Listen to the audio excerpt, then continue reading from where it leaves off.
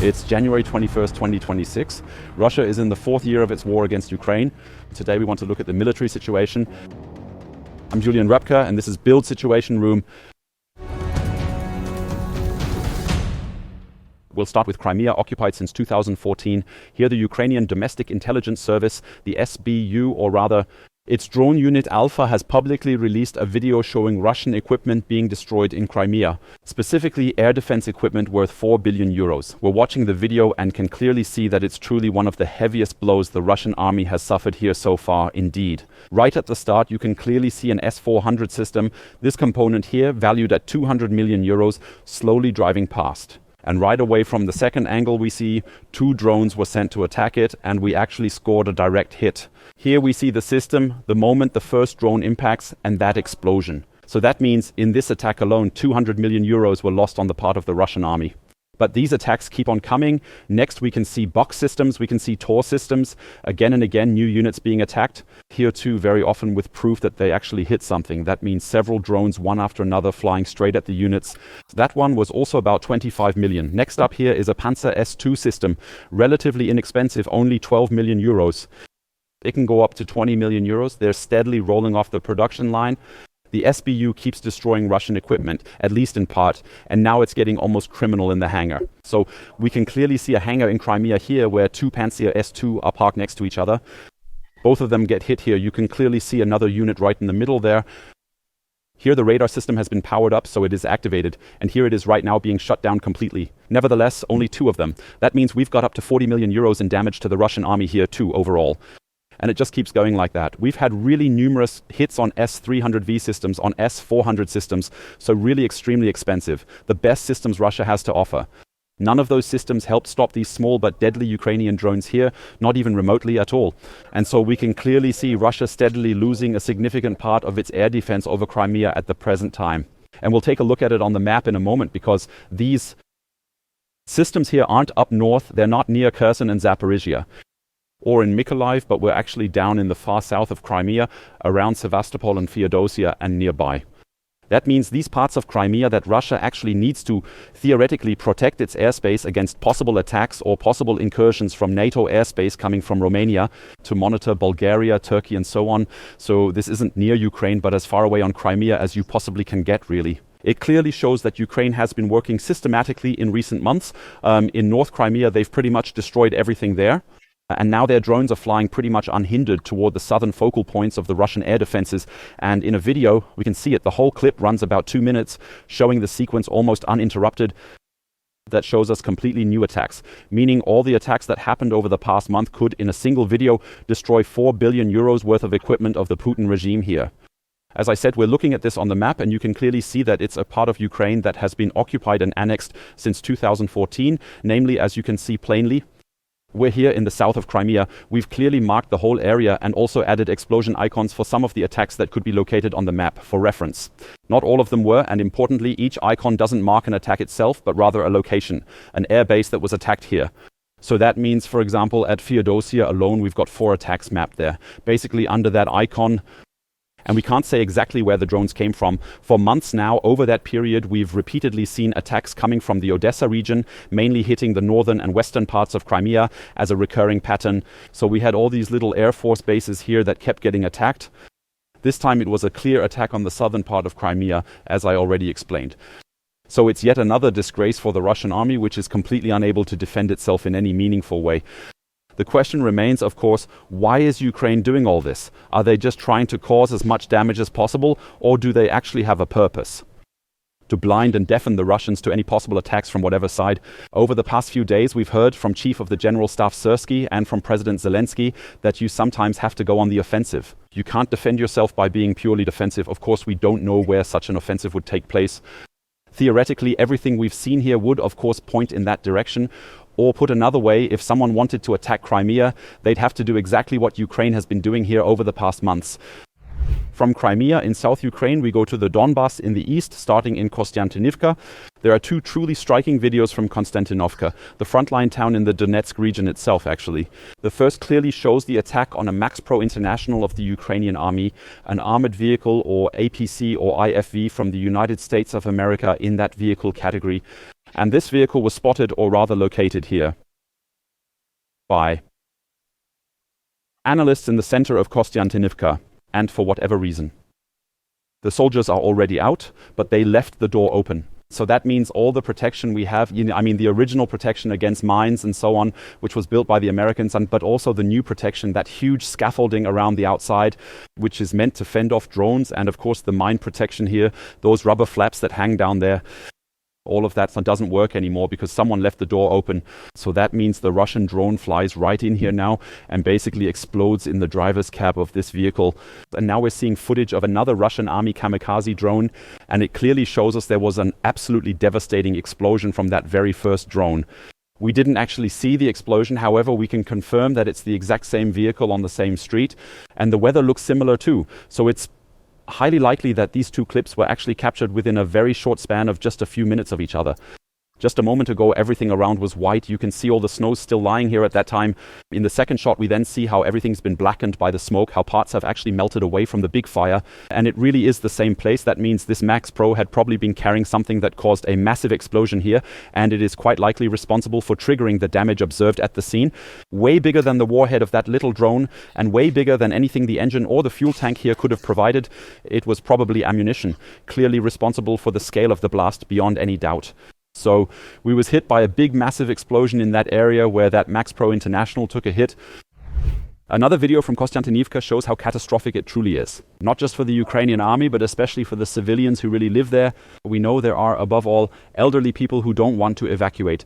Of course, there's an evacuation order for Kostiantynivka, but people don't really have to follow it in practice at all, in reality. They say, listen, it's better if you get out. We can't give you gas anymore. We can't give you electricity anymore. The shops are closing because of the Russian shelling, so you'd better get out.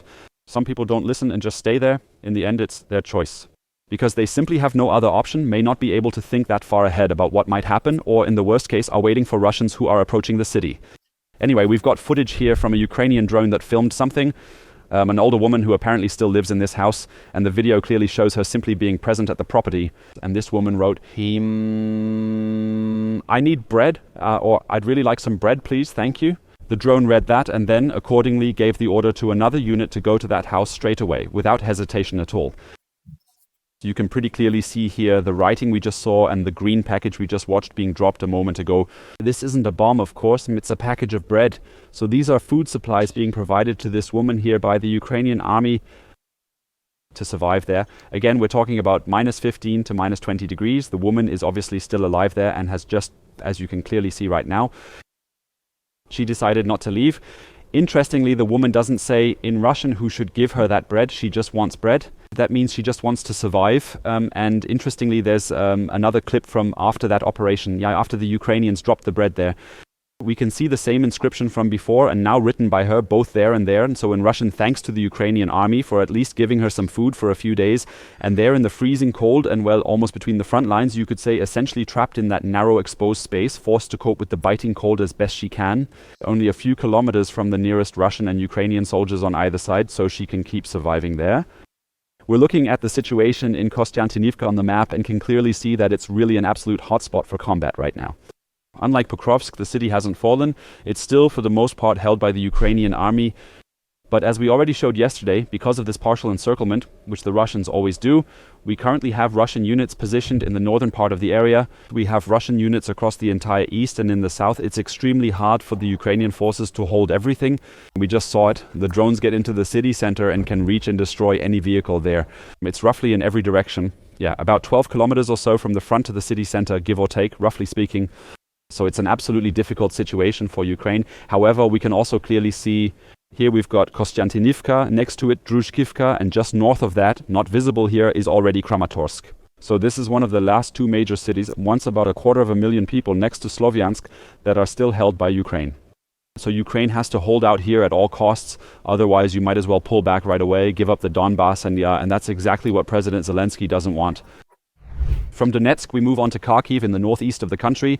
There are, once again, new clips from Kupiansk that show the Ukrainian army can move around there fairly freely, that it's carrying out clearing operations, methodically trying to track down the remaining Russian soldiers still hiding in Kupiansk and ultimately either kill them or take them prisoner. And the whole thing is, again and again, we get footage showing that it's a completely different picture than the one Russian President Vladimir Putin would put out through his general staff and official channels. Namely, that they have everything under control, that everything looks good for the Russian army. Interestingly, we hardly see footage like that from here. Take Kostiantynivka, for example. That means the Ukrainian army can't move freely on those streets, can't just go from A to B on the roads without that constant drone threat, and we see houses being cleared one by one painstakingly and methodically, with units having to secure every building thoroughly before any further advance along those streets. How they first throw these smoke grenades or stun grenades in here, and then how they follow up by shooting after them.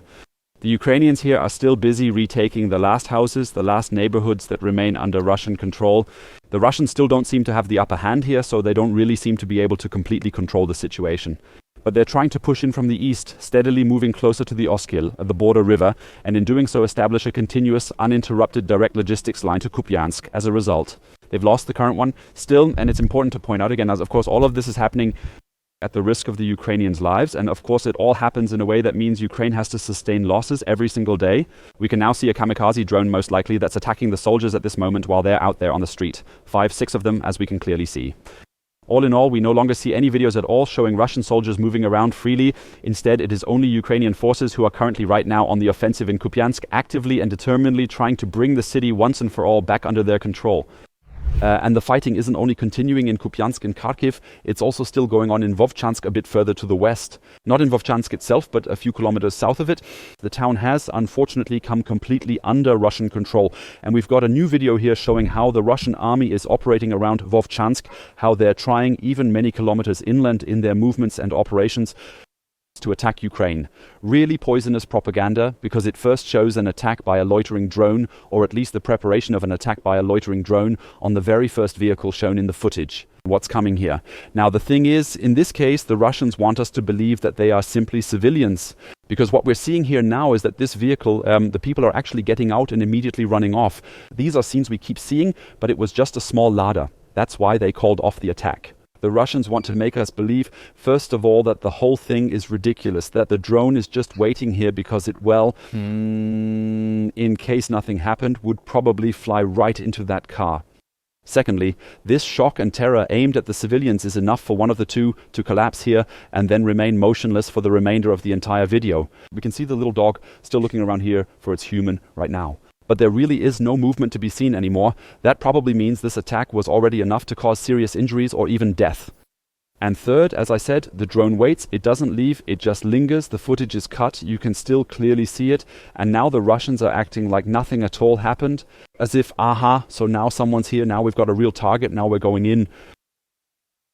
We know the drone's battery here only lasts about 10 minutes max from launch to deployment, roughly 10 minutes total from takeoff to final use, constituting the entire usable window for operation. So we've heard that from Ukrainian soldiers too. Of course, the Russians prefer to go after military vehicles, but if the military vehicles don't show up, you don't waste the battery or the drone, you just think, well, we'll attack the civilian nearby instead. It's simpler. In this case here, we see the drone keeps flying and attacks the next vehicle. These occupants too, fortunately, or unlike the ones just now, these occupants thankfully managed to get themselves to safety in good time. And it's, as we'll see in just a moment now, a typical Ukrainian police car. It's a Renault Duster over in Ukraine. Actually a Dacia Duster back home with us. We see the two soldiers, or two policemen, came out, and these photos were taken afterwards also. Published by the patrol police. So that means a civilian vehicle, a police vehicle, was attacked here by the Russians in the Vovchansk region of Kharkiv, just a little bit further to the south of the city. Let's take a much closer look at this here on the map to really see how far the Russian kamikaze drones can reach right now. Because you can see now, right here on the right, we had Kupiansk, that part of Kharkiv, but there's fighting here too. The Russians are trying to keep expanding that zone along the border where they're attacking, gradually pushing it further forward. And as we can see, the front is currently positioned right here in Vicha and in Lyman, just a little bit south of Vovchansk. And the attack we just saw took place just to the south of Bohivka, right in that area, exactly there. So we're looking at the whole thing at a location roughly 20 to 25 kilometers south of the current front line, right now in this area. There, the Russian drones waited for their targets and then proceeded to carry out attacks here in this particular location. And another video just came in very recently. It was just released hours ago by the Russian elite drone unit Rubicon. And this video very clearly shows a record-breaking attack, you really have to say. An attack carried out by a fiber optic guided Russian drone on a target situated roughly 50 kilometers behind the front. Let's take a closer look, and it's also a fairly high value target the Russians hit here.